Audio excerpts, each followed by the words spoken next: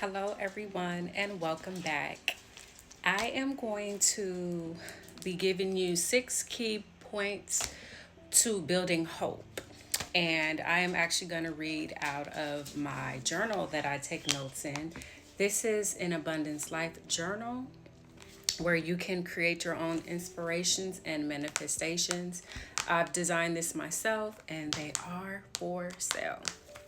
So, getting right into it, a lot of us, we don't take the time to truly do self inventory. So sometimes we lack things and we don't realize we're lacking it, and then wondering why our life is not feeling as great as it can be, having the potential that it actually does have. We kind of get up before we even give up before we even start. So I wanted to encourage people out there and list 3 keys to building hope. So let's get into it. Writing down your goals is a great way to cement your ideas and focus your thoughts. This concept provides structuring your thoughts in a way that encourages hope. The first one is you will write out your goals. Taking time to write out your goals can help you focus on exactly what you want to accomplish. So, when you write out your goals can be anything and they can be small or they can be big. It's to your discretion. It can be mentally, physically, emotionally, spiritually, financially, what have you. Okay, so again, writing your goals out and seeing them on paper kind of gives you more of a reason to want to accomplish them. Okay, so the second one is list out why you want to achieve each goal. If you have a solid idea of what's driving your goals, you're more likely to stay emotionally invested in them. So I'll use an example. A lot of times we walk around with an unforgiving heart and we don't know it. But when we carry around an unforgiving heart, it actually puts us in a position to lose. We don't gain by holding grudges, we don't gain by not forgiving ourselves or others. So, forgiveness may be a goal that someone will want to accomplish on their own. That way they can break free of any negativity or any negative trace that may be holding them back, for the promising future that they can give themselves and that God has called them to have.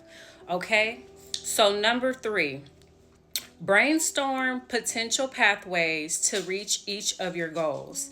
Take what could be and make it tangible. You can visualize an end in sight and plan how to get something done. Can result in anxiety reduction about that thing. So when you can actually list and write down your goal, again, you can start off with one goal and it can be super small. Your goal can be, I'm going to wake up tomorrow and make sure I don't drink coffee in the morning because I want to get off of caffeine, or I don't want to drink it as much as I'm doing. I want to do moderations, right? So if you write it down and then you give yourself steps, it kind of holds you into a contract with yourself. And at that point, when you see it, you're kind of like, dang, this does feel like I have signed a contract over to myself where now I have to take accountability and make sure that I stand on this, right? So visualizing it on paper and seeing it actually does help with being able to hold yourself accountable and keep that promise to yourself. Number 4, list out any potential roadblocks you may encounter and brainstorm ways you can handle them. By identifying what you may struggle with and figuring out ways to overcome the obstacles. So another example is I've actually have a client who her roadblock is her self-blaming. She lives in a place of blaming self. So with that, it puts her in a negative position to where she doesn't see herself greater than where she's at, and it's actually taking her lower. We discussed that and I gave her examples of how. So identifying, so she was self-identified that she self-blames, And then that is what she struggled with, and then figure out ways to overcome these obstacles. So what she would do is she would do the opposite. She would actually do kind and nice, generous things for herself to show herself that she's actually worthy, and to help build her self-esteem. So she'll buy herself flowers and put it in the house, because flowers, roses, they bring great vibrations to the home or to the atmosphere in which they're in.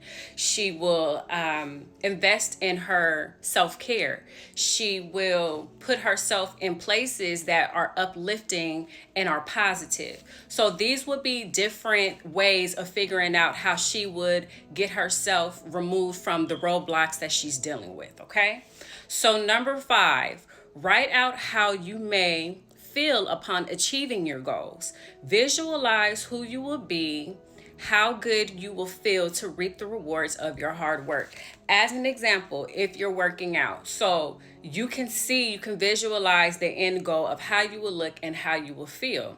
So you will write that out to yourself. You will say that I will have more energy. I will look great in my clothes. I will be less stressed. I wouldn't have these certain type of physical issues and pains that I currently have. I can actually look at myself and take more photos and create more memories, etc., etc., etc., right? So the last key that I wanted to point out is to give thanks to the Most High God. So a lot of times we do believe that we have to do these things alone, and sometimes we do feel alone in them. But if you make God a part of your experience and you actually include him, meaning you will have a prayer life and you will pray in every aspect of every key point that you do, it actually will alleviate a lot of fear that you may have, or a lot of self-doubt, because as a man thinketh, so is he. So remember that, okay? And then lastly, I wanted to end this with Jeremiah 29:11. For I know the plans I have for you, declares the Lord, plans to prosper you and not to harm you, plans to give you hope and a future. So always remember, you guys, never lose hope, build your hope, and understand that your future is not that far away. Put yourself in a position to prepare and understand the process and create one for yourself. I hope that this reached somebody, but until next time, you guys, be good to you. Thanks.